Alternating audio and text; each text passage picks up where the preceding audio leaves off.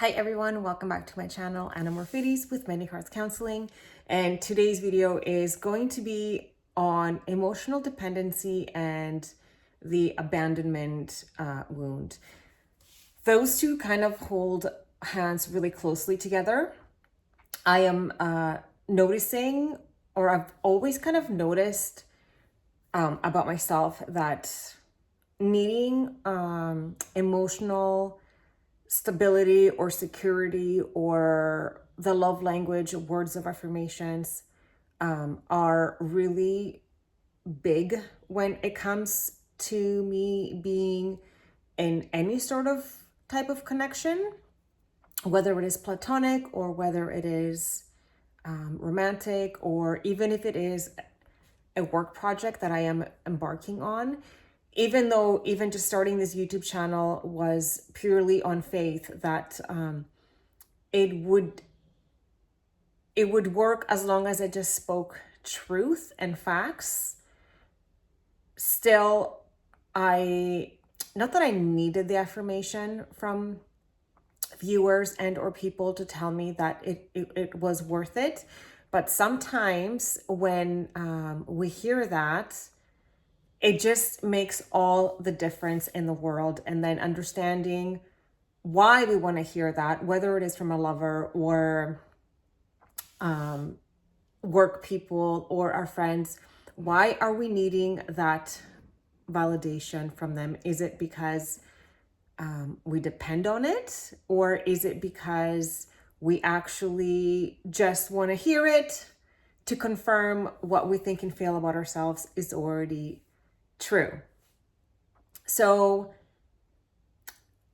I was feeling quite triggered, and I'm finding that I tend to find myself in situations where my emotional dependency on other people seems to be activated. And I know that's happening because I'm supposed to be healing that for myself. I'm supposed to be in a space where I'm not needing validation from anyone to tell me that what I'm asking for is not too much, or that I'm not too much, or I'm not too needy, because that has been my programming and conditioning since I was a little girl. Since my father had to go work overseas, I had perceived that as abandonment because literally he was not there. My mother had to raise us on her own. Therefore, yes, we had food and shelter, but the rest of our needs were abandoned. Our emotional needs were abandoned. And there was a lot of criticism and punishments, physical punishments and things like that. So I felt abandoned so much as a child. And of course, I recapitulated those same patterns when I was an adult. I would find myself in situations where I would be abandoned in all sorts of ways by the masculine that was present in my life. And then once I understood that and I started to heal, that abandonment wound is when things start to slowly shift, and there is no man or woman that will save us from that insecurity. But there will be a man and a woman that will come in and they will show us where we are writing when it comes to our childhood emotional wounds, where we are in our attachment style, where we are in general, what kind of subconscious beliefs and or attachment styles do we have as adults. That's what a man and woman will show us. There is no prince on a white horse that was going to come and get me and save me from essentially myself, right? So what do we do when we find ourselves in situations where we are really grasping onto the love language of words of affirmations because we really want to hear them, because we are emotionally dependent on that to make us feel good. So that's attachment, and we all know that attachment is the cause of all suffering. So the art of letting go of emotional dependency is amazing, and we're going to talk about that today because this is something that I struggle with, and I still struggle with that, and I still have thoughts of I am too much, I am too needy, I'm not enough to be met in my needs, and I need to discard all those because those are garbage. If I truly think and feel like that about myself, then I don't need to emotionally depend on anyone else to prove that for me or provide that for me, because I know that I'm worthy of it and I'm going to give it to myself. And if somebody else wants to meet me there, great. I'll still ask for it. But at the end of the day, I'm not that little girl anymore. I don't need to beg anyone for anything. I know that I'm worthy. I know that I can have it. I know that I deserve it. And if that feeling creeps in, then I understand where it's coming from. It's from my wounding. And then I take the necessary steps to sort of be with it. Don't judge it. First and foremost, don't judge it. If it's coming, if it's present, allow it, be with it, witness it, give it love, and transmuting it. So if I'm finding that I need emotional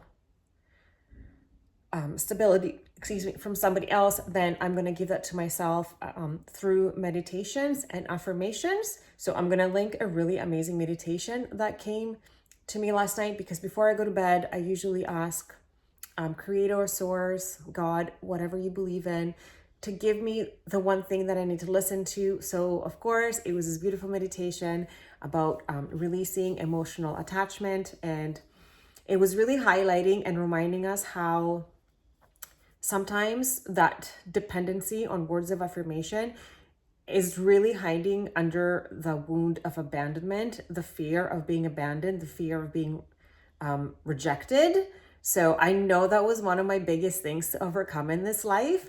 So there's still remnants of it. So when I hear that, that makes sense to me, because sometimes I do find myself still in a bit of fear when I express a need of mine, that I don't think that I'm going to be rejected these days, or I don't think that I'm going to be abandoned, but I do fear that maybe it's going to be too much for this person, so then eventually they will abandon me, if that makes sense. So whereas before I would just automatically always think and feel that I would be abandoned no matter what, now is like, okay, I know I'm not going to be abandoned. I know I'm amazing. I know I'm so great. I know I'm so lovable and all these things. But maybe if I ask for too much or I'm too needy, then I will be. And that's actually not true, because we can make requests, right, from our partners or our friends or anything like that.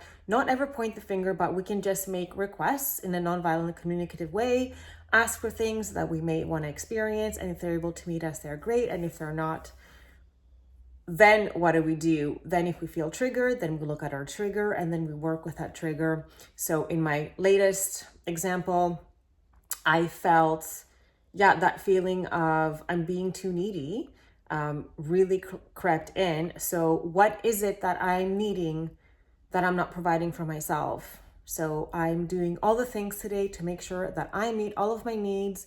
And that could be different for everyone. Sometimes meeting your needs might mean canceling a meeting and taking a walk out in nature. Other people might take on more work, or others might go get their hair done or their nails done, or what are you needing? Or if you need connection, maybe you have a friend that you can connect with. What is it that you need to give to yourself? And then also, if that fear of abandonment is still there, let's take control and see how we are abandoning ourselves. In what way are we abandoning ourselves? And that is being reflected back to us in our current situation. Are we abandoning our self-care? Are we abandoning, what needs are we abandoning? And then really importantly, what negative self-talk do we need to abandon? what unhelpful core beliefs are we still holding on to that it is in our best interest to abandon? What are we not seeing? Because the world truly is a mirror. So we work backwards from what we experience. We work backwards to try to figure out what that thing is, what does it mean for us, and how can we heal it. So that's how we always have control in anything that's happening in our life. And we are able to resolve that. Because say, for example, if I stayed with that feeling today of I am too needy because I make a request, it's not able to be met. So then immediately that old abandonment wound like creeps in, that person's not showing up for me. It must mean that I am not important enough. I don't matter. And I'm too much, I'm too needy. And that's not true. We are all perfect exactly as we are. We are all enough. We're always enough for the right person, the right situation, and first and foremost for yourself. When you truly feel and think like that about yourself, then it will manifest in the 3D reality. But the most important thing is that it needs to be your predominant vibration. The predominant vibration that will bring in that experience of the positive thing that we want to have is that positive thing that we want to think and feel about ourselves. So I feel like this is how we heal emotional dependency and heal our abandonment wound, is we just recognize where it comes from. And then also, for me, one of the biggest things that I did for my abandonment wound is energy healing. I did some muscle testing at the Neuro Lounge located downtown Vancouver, and we figured out what the biggest score that my body was holding from its inside was my abandonment wound. It was super dominant, so I was riding in that vibration all the time. And then I did meditations where I would literally go back into my childhood and figure out, where did I acquire the abandonment wound in the first place? And there are a few instances that I can remember now as an adult. Oprah actually had an episode on her show a long time ago. I think it was like in the 90s, where she brought in an regression therapist, and he brought the entire audience that was sitting at the studio with Oprah. He brought them back into their childhood, and he had them walk to their childhood home and peer through the curtains and see where that child is, and see if there was any circumstances or situations that come to mind right away where that child needed to be saved. And for me, it was yes, it's a very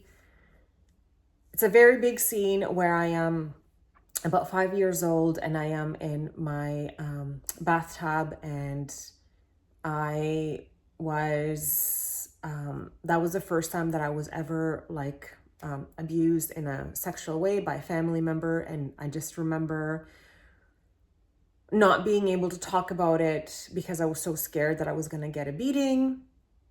And then I was scared to get a beating in the shower being naked, because that really hurt. And then in that moment, not being able to tell my mom about it, I abandoned myself in that moment. And then on top of that, I was actually getting in trouble because I was so shocked, and so I felt so dirty that I wasn't opening myself down there for her to wash me. I was still 5, so she was still helping me. So she was getting so mad at me. So then I felt abandoned in so many ways in that moment. Abandoned by my mom, abandoned by my dad because he wasn't around. Just in that moment, that's when I acquired that biggest belief that I am bound to be rejected. I'm bound to be alone. And then it just felt like that continued on into my life.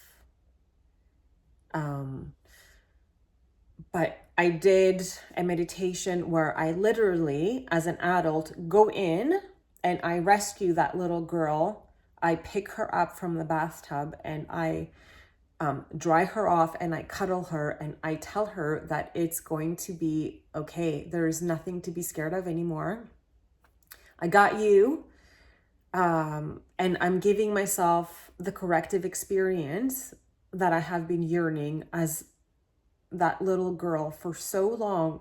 Like, it was just, why can't anyone love me? Why am I not enough? Why am I not good enough? And then we internalize as children these things as there's something wrong with us. So I spent my entire adult self trying to figure out what was wrong with me. But in reality, there was nothing really ever wrong with me. I guess there's not even really anything wrong with society. It's just what happens. We choose these lessons even as pre-soul. So I don't have any resentment or anything towards anyone, because I also know that I specifically chose to have this type of a life so I can understand what it means to have wounds, how to heal them. Because I guess at the end of the day, that's the point of life, is coming here and learning and undoing. And then once you know and you can really liberate yourself, yeah, it just feels like you won in this game of life, and it's actually quite beautiful. It still feels like not a challenge. It still feels like a road ahead, but at least there's light everywhere. Before, I couldn't even see the light. Then the light was just a small little light in a tunnel. Now it's just light everywhere, pretty much all the time. And even if it's dark, that light is still there, because I know how to transmute and give myself what I need. And I don't need to depend on anyone else anymore. But what I do depend on other people is to show me where I am still from within myself, with myself. So for that, I am so grateful. And yeah, thank you all so much.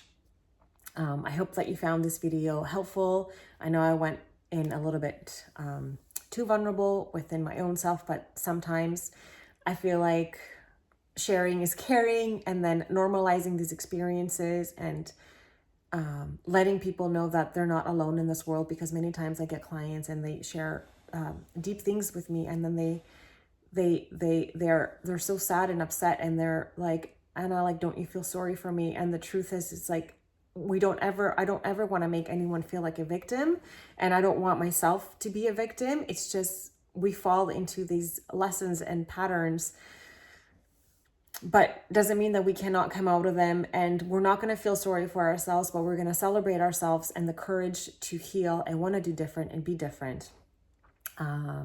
Give me a thumbs up if you liked anything about this video. If you haven't subscribed already, I would love for you to do so, and hit that little notification button so you don't miss another video from me ever again. With all my love and gratitude, and from my doggy back there, who is quietly, unconditionally loving himself and teaching me how to do that for myself too. And all the people that have helped me to get here, I am so grateful to you. I love you, and I'll see you next time.